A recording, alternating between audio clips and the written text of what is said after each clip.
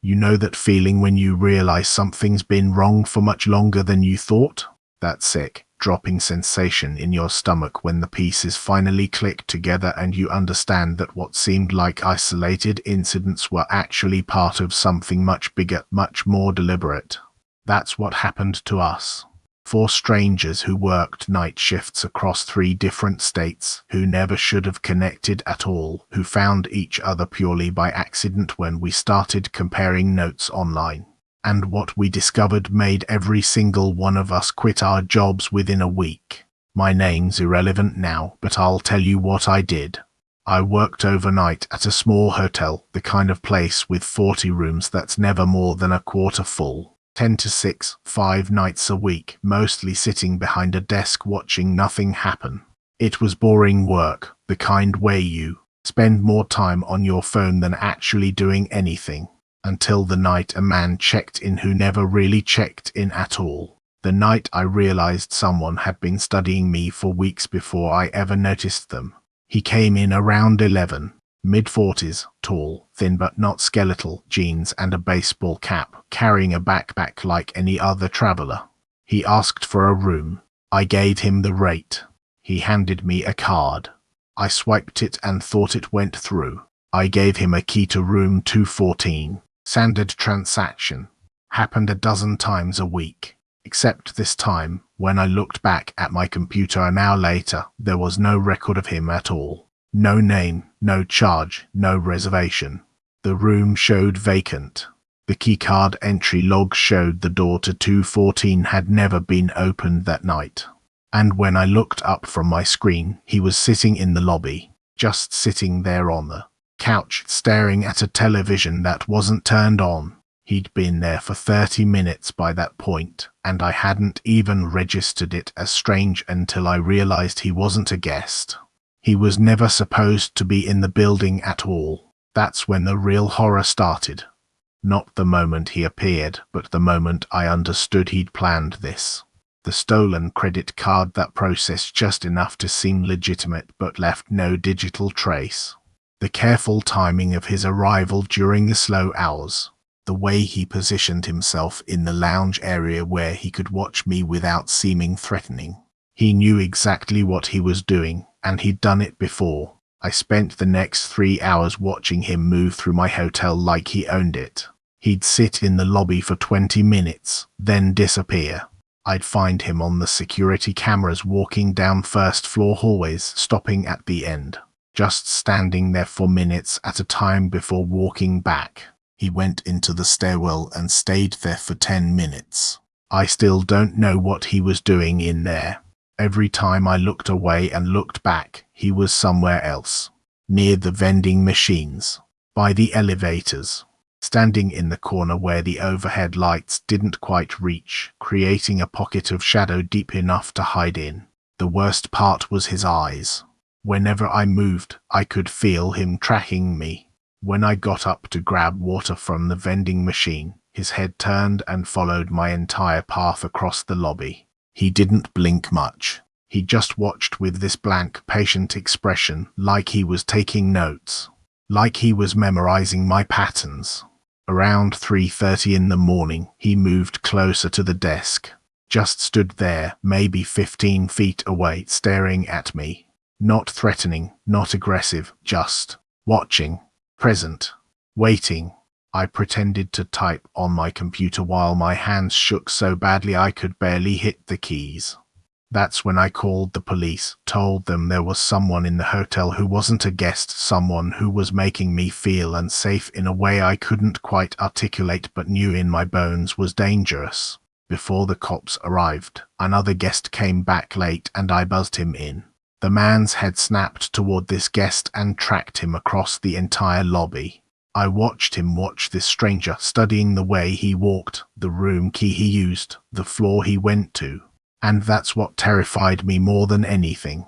He wasn't just watching me. He was learning the rhythms of the building, the patterns of the guests, the blind spots in my coverage. Later, the security cameras caught him standing outside a guest's room on the first floor. Not knocking, not trying the door, just standing there like he was deciding something. making calculations, running through scenarios in his head. When the police finally removed him, they told me the credit card was stolen. He had no bags, no reservation, no legitimate reason to be there.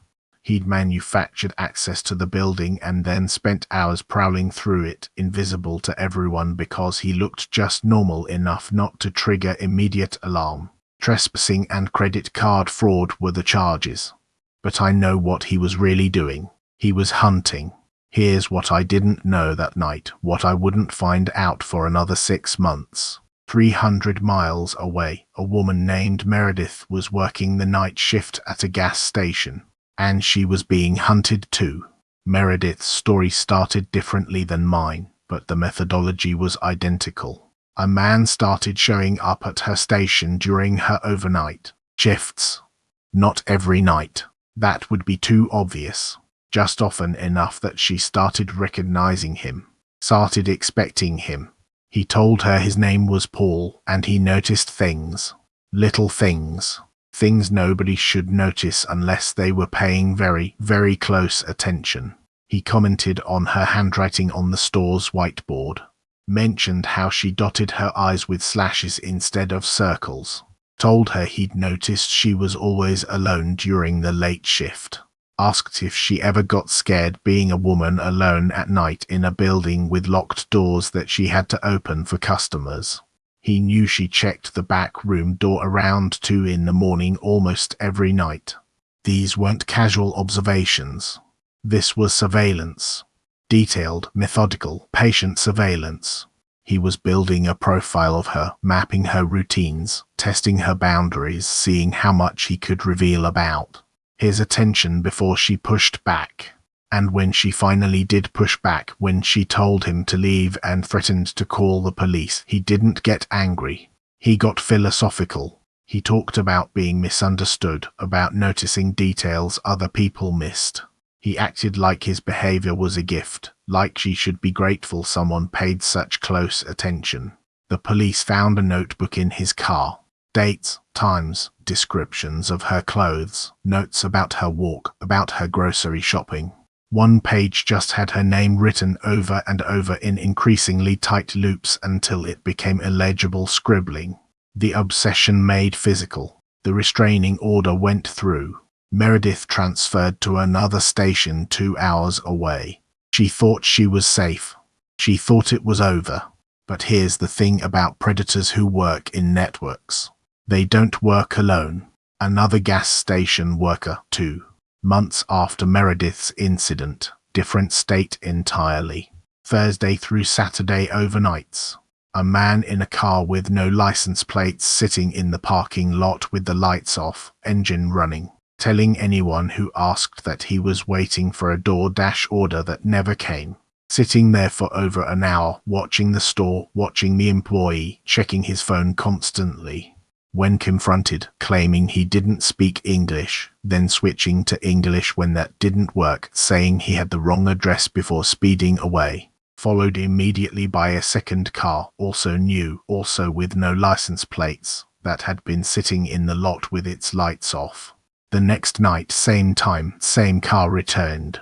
2 men in the front seats this time, visibly arguing, pointing toward the store entrance.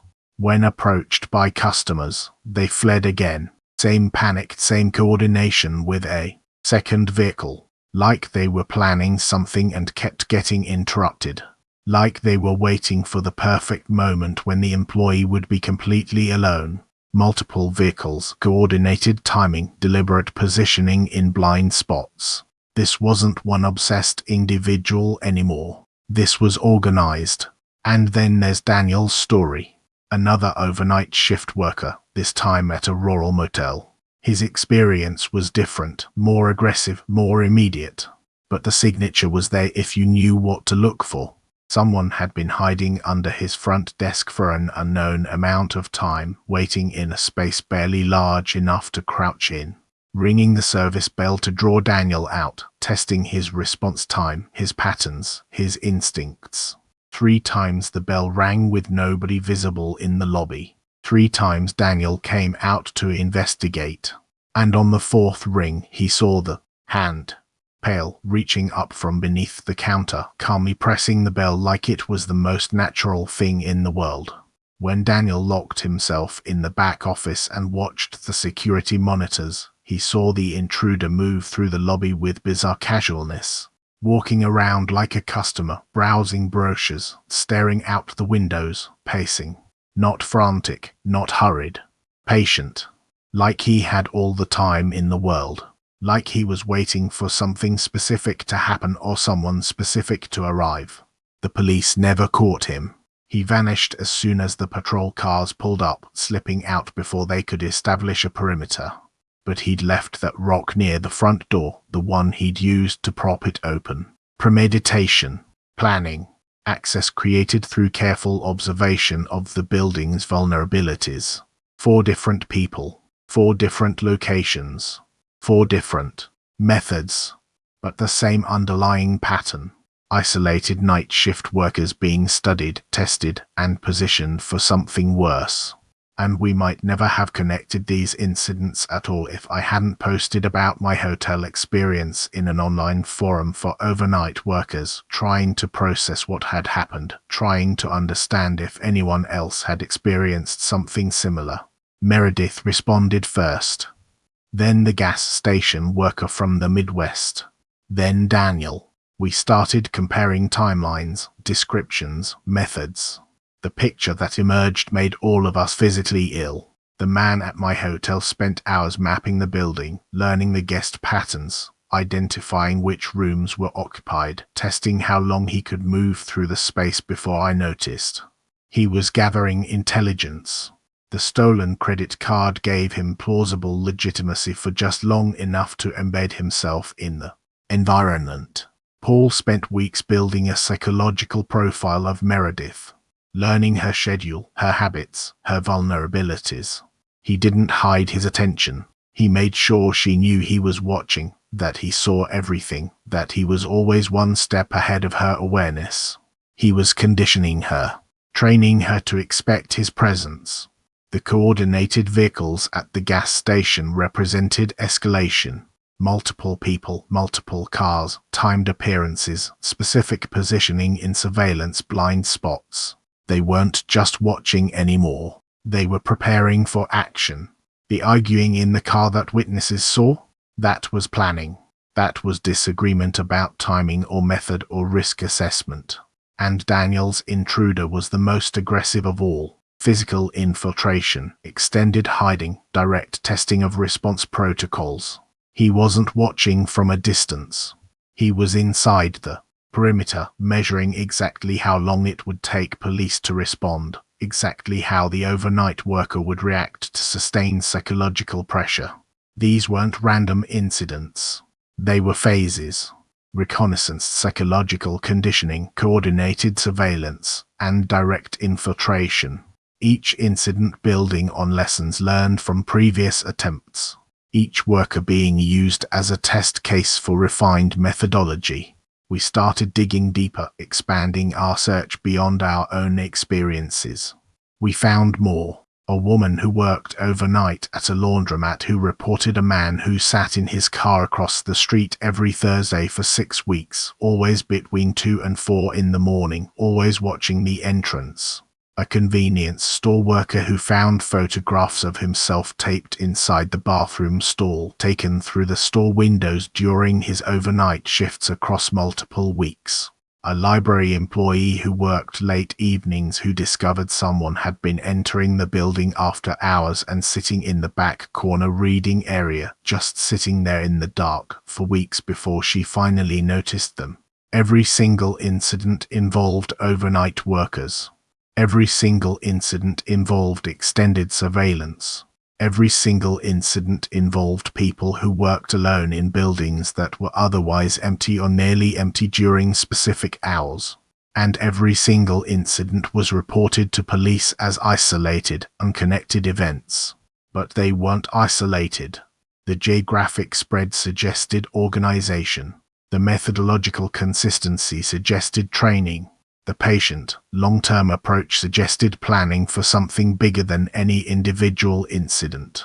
These weren't opportunistic crimes. This was systematic predation.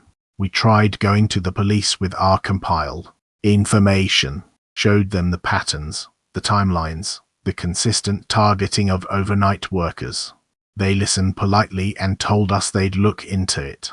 Nothing happened. The cases were in different jurisdictions, different states, investigated by different departments. Without evidence of a specific conspiracy, without proof that these incidents were coordinated rather than coincidental, there was nothing they could legally pursue. So we did the only thing we could do. We spread the word, posted detailed warnings in every overnight worker forum, Facebook group, and subreddit we could find, described the patterns, the methods, the escalation, urged people to document everything, to trust their instincts, to take even minor suspicious behavior seriously. The responses we got back were worse than we'd imagined. Dozens of people came forward with similar experiences. A hotel worker in Oregon who'd been finding their employee parking spot photographed and left in the break room. A gas station attendant in Florida who had a customer who came in every night at 3:17 exactly, never bought anything, just walked a slow circuit of the store and left. A convenience store worker in Pennsylvania who noticed the same car circling the block during their entire overnight shift, 3 nights a week, for over a month. None of these people had reported the incidents because they seemed too minor, too ambiguous. Just weird things that happened during overnight shifts in the kinds of places where weird things happen sometimes. But when you put them all together, when you see the scope of it, the scale becomes undeniable. Whoever was behind this was running a testing operation, using night shift workers as low-risk targets to refine their approaches, to train their people, to perfect their methods. We were practice. We were data points. We were experiments in surveillance and infiltration and psychological manipulation. And the most terrifying part? We still don't know what they were practicing for. What comes after the testing phase? What happens when they've perfected their methodology and decide to move beyond reconnaissance? I don't work overnight anymore. Neither does Meredith. Neither does Daniel. Neither do most of the people who have shared their stories with us. We've scattered to day shifts, different industries, different cities. We check our cars before we get in them. We notice vehicles that appear in our rearview mirrors too many times. We document strangers who seem too interested, too observant, too present. Because here's what we learned. The scariest predators aren't the ones who strike immediately. They're the ones who watch, who wait, who learn, who treat hunting as a science rather than an impulse. They're patient because they know patience works. They're methodical because they know methodology scales. And they're organized because they know organization multiplies effectiveness. The man who spent hours in my hotel wasn't trying to hurt me that night. He was learning the system, the patterns, the blind spots, the response times. Everything he needed to know to come back later with a plan. Paul wasn't obsessed with Meredith as an individual. She was a case study, a research subject. The cars at the gas station weren't waiting for one specific worker. They were testing a location, a time frame, an approach. Daniel's intruder wasn't there for him personally. He was measuring variables. We were all just research, data collection, feasibility studies, and somewhere out there, someone is compiling our data, learning from what worked and what didn't, refining the approach based on our responses, teaching others the lessons we inadvertently provided by simply trying to survive our shifts and go home safely. That's the thought that keeps me awake now, even though I don't work nights anymore. Somewhere in the dark, in empty parking lots and quiet hotel lobbies and fluorescent-lit gas stations, the research is continuing. New workers are being watched. New patterns are being documented. New methods are being tested. And none of them know they're being studied until it's too late. Until the moment they look up from their phone or their paperwork or their cleaning and realize someone is there who shouldn't be. Someone who's been there much longer than they thought. Someone who knows things about them they never meant to reveal. The watchers are still watching, and they're getting better at it every single night.